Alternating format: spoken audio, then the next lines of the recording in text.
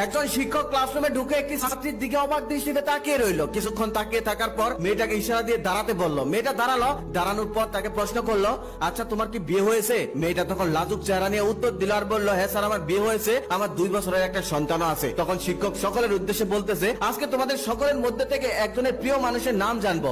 তখন শিক্ষক সেই মেয়েটাকে ডাক দিয়ে তার হাতে একটি চক আর ডাস্টার দিয়ে বলল, আচ্ছা তুমি শিক্ষক, যাও ভোটে চলে যাও। মেয়েটি ভোটের সামনে চলে গেল। তারপর শিক্ষক তাকে বলতেছে, এখানে তুমি 10 জন প্রিয় মানুষের নাম লেখো। মেয়েটি 10 জন প্রিয় মানুষের নাম লিখলো। তারপর বলল, এখানে 10 জন প্রিয় মানুষের পরিচয় লিখো। মেয়েটি সেই 10 জন মানুষের পরিচয় লিখলো। প্রথম জন ছিল মা, দ্বিতীয় জন ছিল বাবা, তৃতীয় জন ছিল ভাই, চতুর্থ জন ছিল স্বামী, পঞ্চম নাম্বারে ছিল তার সন্তানের নাম। বাকি 5 জনের মধ্যে 3 জন হলো তার বন্ধু আর 2 জন হলো প্রতিবেশী। তখন শিক্ষক তাকে বলল, এখান থেকে 5টি নাম তুমি কেটে ফেলো। তারপর মেয়েটি একটু ভেবে 5টি নাম কেটে ফেললো। তারপর শিক্ষক আবার বলল, এখান থেকে তুমি আরো 2টি নাম কেটে ফেলো। মেয়েটি এখন একটু ভাবনায় পড়ে গেল। ভাবতে ভাবতে আরো 2টি নাম কেটে ফেললো। তখন শিক্ষক আবার বলল, এখান থেকে তুমি আরো একটি নাম কেটে ফেলো। এবার মেয়েটি ভাবনায় পড়ে গেল। মেয়েটির চোখে জল এসে গেল।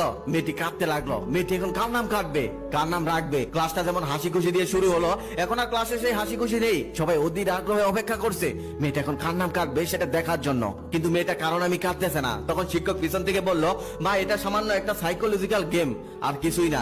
এখান থেকে একজনকে তোমাকে মেরে ফেলতে বলা হয়নি, জাস্ট নাম কাটতে বলা হয়েছে। তুমি এত চিন্তা করো না, কান্না করো না, একটা নাম কেটে ফেলো। তখন মেয়েটি একটা নাম কেটে ফেললো, সেটা হলো তার সন্তানের নাম। এখন শুধু একটি নাম অবশিষ্ট হলো, সেটা তার স্বামীর নাম। তখন শিক্ষক পেয়ে গেল তার সব থেকে প্রিয় মানুষ কোনটি। তখন শিক্ষক তাকে সামনে ডেকে এনে বলল, মা তোমার মনের উপর দিয়ে যে ঝড় আজকে বয়ে গেল, এটার জন্য আমি দুঃখিত, আমাকে ক্ষমা করো। তারপর তার ব্যাগ থেকে একটা গিফটের বক্স বের করে বলল, এখানে 10টি গিফট আছে, তোমার 10 জন প্রিয় মানুষকে একটি একটি করে দিয়ে দিও। আরেকটি প্রশ্ন আমি তোমার কাছে জানতে চাই, তোমার 3 জন বন্ধু আর 2 জন প্রতিবেশীর নাম না হয় কেটে দিলে, কিন্তু তোমার মা তোমাকে গর্ভে ধারণ করেছে, বাবা তোমাকে লালন পালন করেছে, ভাই তোমাকে ভালোবেসেছে। শুনেছি একটা মায়ের কাছে নাকি তার সন্তান সব থেকে দামি। এই 4 জন মানুষই ছিল তোমার জীবনের গুরুত্বপূর্ণ মানুষ, কিন্তু তুমি 4 জনের নামই কেটে দিলে, শুধু রেখে দিলে স্বামীর নাম।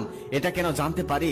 তখন মেয়েটা বলতে লাগলো, আমার 3 জন বন্ধু আর 2 জন প্রতিবেশীর নাম আমি প্রথমেই কেটে দিলাম, কারণ আমার স্বামী আছে, সন্তান আছে, তারাই আমার সব থেকে ভালো বন্ধু। তারপর যখন আপনি আরো 2 জনের নাম কাটতে বললেন, তখন আমি একটু চিন্তায় পড়ে গেলাম। তারপর ভেবে দেখলাম বাবা মা তো আর সারা জীবন বাঁচে না, তাই বাবা মায়ের নাম কেটে দিলাম। তারপর যখন আপনি আরো একজনের নাম কাটতে বললেন, তখন আমি আরো চিন্তায় পড়ে গেলাম, বাবা না থাকলে ভাই হয়তো একটু খোঁজ নিত। তারপর আমি কিছুক্ষণ ভেবে সেই ভাইয়ের নামও কেটে দিলাম। কিন্তু তারপর যখন আপনি আরো একজনের নাম কাটতে বললেন, তখন আমি আর কারণ আমি কাটতে পারছিলাম না, কারণ আমার স্বামী সন্তানই তো সব। তারপর আমি এক সময় ভাবলাম আমার সন্তান হয়তো বড় হয়ে বিয়ে করবে, বিয়ে করার পর হয়তো আমাকে ভুলে যেতেও পারে, এমনটা হয় আমাদের সমাজে। কিন্তু আমার স্বামী, সে তো আমাকে কখনো ভুলে যাবে না, সে তো আমাকে কখনো ছেড়ে যাবে না, সে তো আমার পৃথিবীর সব থেকে ভালো বন্ধু। সে সুখে দুঃখে সবসময় আমার পাশে থাকে, এমনকি আল্লাহ চাইলে মৃত্যুর পর জান্নাতেও সে আমার সাথে থাকবে।